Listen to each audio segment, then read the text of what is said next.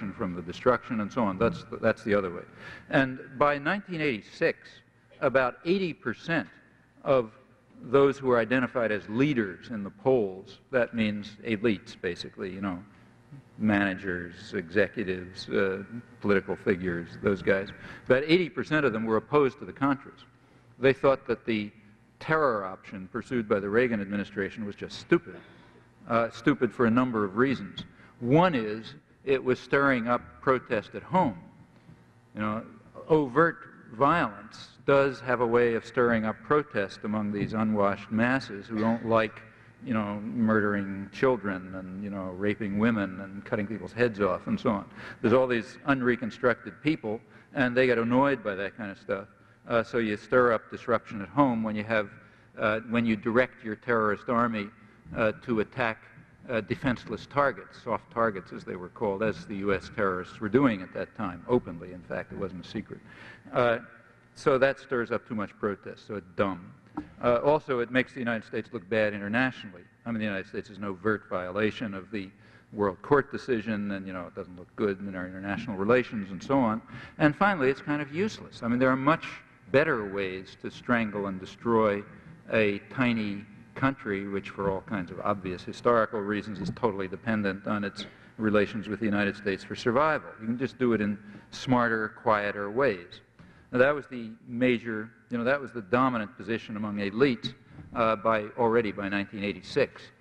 Now, the Reagan administration is not off the spectrum of American opinion, but it's at an extreme.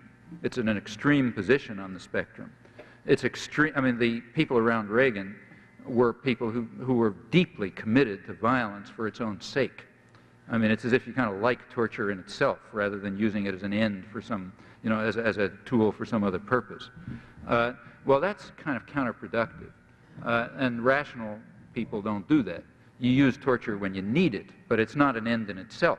There's no gain in itself to torture, inflicting pain and terror and so on. And their conclusion, sort of a rational conclusion, was it's just not useful. It's bad. It's stirring up protests and so on and so forth. So the more rational thing to do is the policy that the Bush administration is now turning to, I think. That policy is, here's what it looks like to me, maintain the economic strangulation, which incidentally is also unlawful. I mean, we talk about or we should talk about the World Court having condemned the Contra attack. It also condemned the economic warfare as illegal violation of treaties. Again, this is never reported, but that was the World Court decision. The violation of treaties involved, the embargo is unlawful. It's also a criminal act, and the World Court demanded it be terminated. But the point is, you can assume that nobody's going to talk about that. So you continue the strangulation, keep the Contras, it's interesting that the United States was, with all the huge amount of resources that were poured into maintaining a mercenary force inside Nicaragua, they were unable to do it. That's a pretty remarkable fact. There's no guerrilla movement in history that had a fraction of the support that the Contras had. It's just unimaginable. I mean, they were getting 3 supply flights a day just to keep them going. They were armed at a level, you know, they were better armed than the Sandinista army. They were better armed than units of the American army, in fact. That's actually true. They had advanced communication equipment in the field, which allowed them to get information from U.S. surveillance flights. It's always under surveillance, the country, by, you know, high-tech aircraft, which could give them information on the actual disposition of the Sandinista forces so that they could attack defenseless targets with impunity and carry out terror there in accordance with the orders of the State Department. It's not secret, incidentally. Now, you know, that kind of level of support, there's just no guerrilla army in history that could dream of anything like that. With all of that stuff, they couldn't keep them in the field. The minute the level of support began to drop, they all broke for the border. The contrast to El Salvador is fantastic if you bother to look at it. You know, in El Salvador, you had an indigenous guerrilla force, no support from outside as far as anybody knows.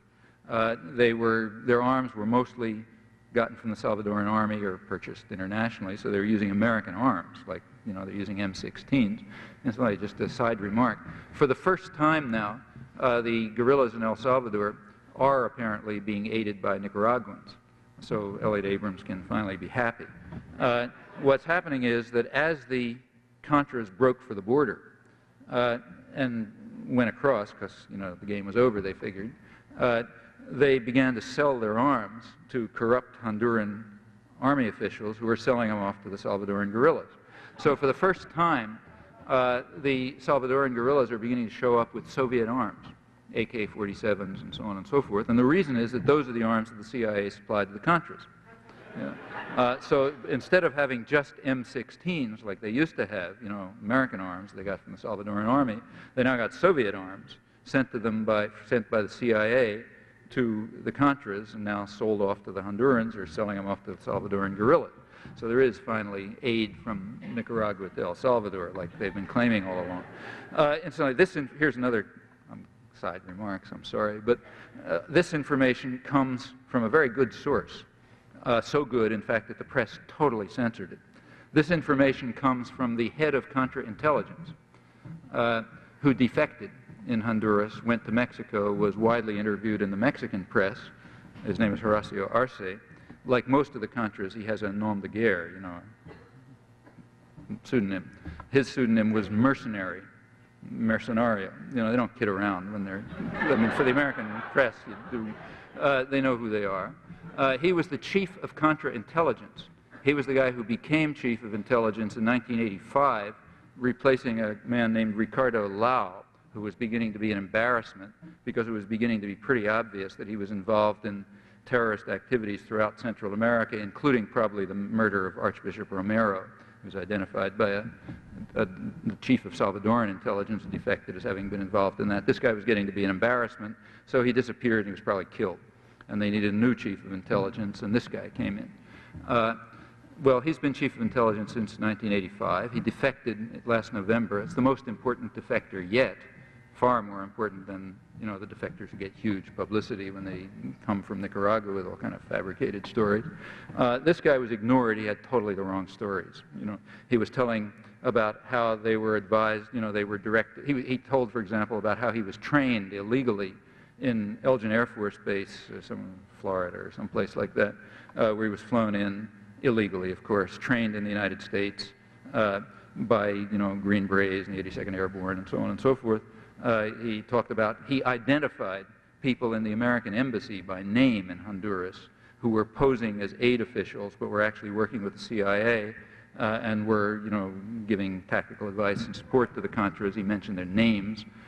He described the way the Honduran army, the Honduran military, is directly involved in Contra military activities in Nicaragua, both by intelligence and participation and so on. He went through all, he described how their task was to attack defenseless targets for the purpose of ensuring that Nicaragua cannot carry out social reform. He describes this, and all sorts of stuff which is just useless. And he also describes what I just said, how the Contras, now that they've broken for the borders, are selling their arms to the Salvadoran guerrillas. Well, you know, all of this stuff is news, and in fact important news, in fact, and from a very good source, so important that as far as I know there's no word about it in the American press. You might look and check and see. That was kind of a digression. So the Salvadoran, coming back, the Salvadoran guerrillas have had no support from outside as far as anybody knows. They're indigenous to the country. They're facing a military force which on paper at least is the most powerful in the region, much more powerful on paper than the army of Nicaragua, and they're somehow ineradicable.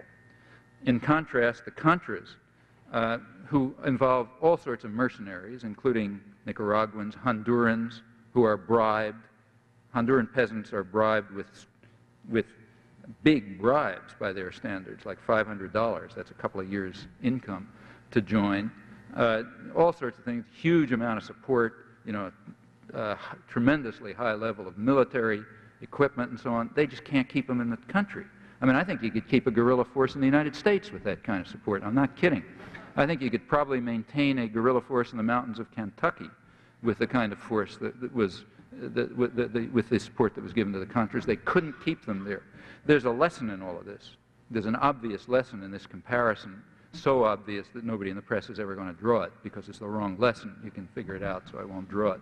Well, all right, so what is back to the Bush administration plans? I assume that they can maintain a low-level terrorist force inside Nicaragua. It's inconceivable that they can't do that. So probably they'll keep, you know, that's why I think, it's one of the reasons I think those reports about the illegal Contra flights from El Salvador